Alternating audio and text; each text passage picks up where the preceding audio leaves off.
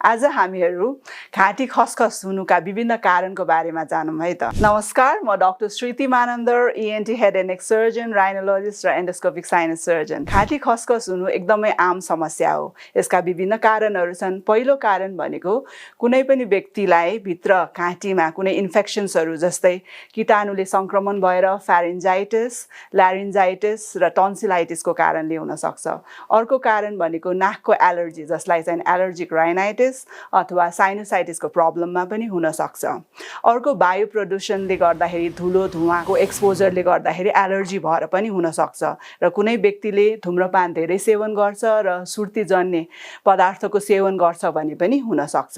अर्को कारण भनेको हेलिकोब्याक्टर पाइलोरी भन्ने इन्फेक्सन पेटमा भयो भने त्यो कीटाणुको संक्रमणले गर्दाखेरि धेरै नै एसिड प्रोडक्सन भएर रिफ्लक्स डिजिज जसमा चाहिँ नि एसिड नै पेटको एसिड मुखतिर आएर मुख वरिपरिको मांसपेशीमा इन्फ्लामेसन भएर पनि घाँटी खसखस हुन सक्छ।